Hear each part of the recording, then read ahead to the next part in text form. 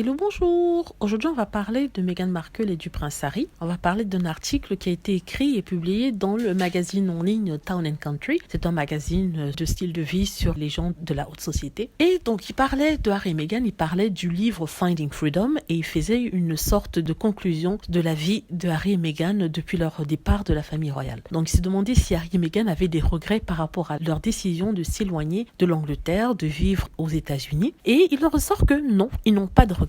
Ils sont plutôt contents de leur sort, c'est-à-dire qu'ils ont voulu être financièrement indépendants. La famille royale leur a dit non, que s'ils souhaitaient être avec la famille royale, il fallait qu'ils renoncent à leurs ambitions financières, c'est-à-dire qu'il fallait qu'ils renoncent à être indépendants. Donc si vous vous souvenez, on accusait Meghan et Harry de dépenser l'argent du contribuable sans souci, ce qui était complètement faux, c'était monté par les tabloïds. Alors pour n'avoir plus ces genres de critiques et pour vraiment travailler pour eux et être indépendants, ils avaient demandé à travailler pour la couronne et en même temps gagner leur argent en ayant des entreprises commerciales, ce qui avait déjà été fait auparavant par les filles York et aussi par d'autres membres de la famille royale. Donc on leur avait dit non, qu'il n'était pas possible d'avoir un pied dans la famille royale et un autre pied à l'extérieur. On leur a dit qu'il fallait choisir. Donc, ils ont choisi de s'éloigner parce que l'environnement était trop toxique. Et ça se voyait, Meghan déprimée, il y avait tous les jours, jusqu'à maintenant d'ailleurs, ça dure des articles horribles sur elle. Certains conservateurs anglais, fans de la famille royale, écrivaient des choses horribles sur elle. Jusqu'à maintenant, ils écrivent ces choses horribles sur elle. Et pour elle, c'était insoutenable. On lui demandait de ne pas apparaître en public. Quand elle n'était pas en public, on parlait toujours d'elle. Donc, elle était prisonnière dans une cage, je veux dire dorée, mais pas vraiment. C'était toxique à l'intérieur de la famille royale. C'était tout aussi toxique à l'extérieur de la famille royale, dans les journaux et tout ça. Donc, ils ont choisi de s'éloigner. Donc, après 2 ans, 1 an et demi, on va dire, de vie complètement indépendante,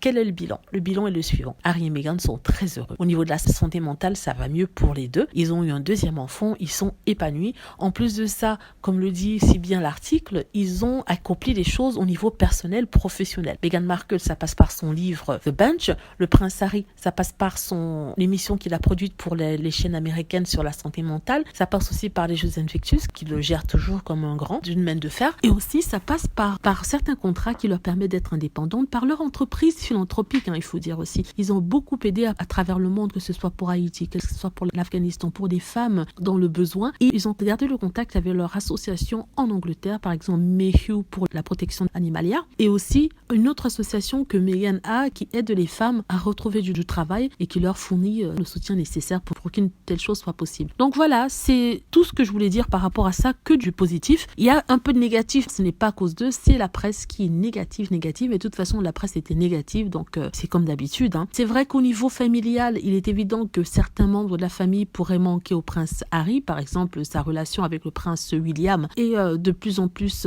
distante, ce qui peut être un regret pour lui, comme ça peut l'être aussi pour William, mais bon, ce sont des choses qui arrivent éventuellement dans un futur proche ou lointain. Ils pourront revoir les choses et peut-être se rabibocher. Anyway, que du positif, c'est ce que je voulais dire. Positif pour Meghan et Harry. On ne regarde que ça. Merci d'avoir regardé. Si vous avez aimé la vidéo, n'hésitez pas à cliquer sur like, à vous abonner pour plus de vidéos et à cliquer sur la petite cloche afin d'être averti lorsque je poste une nouvelle vidéo. Merci.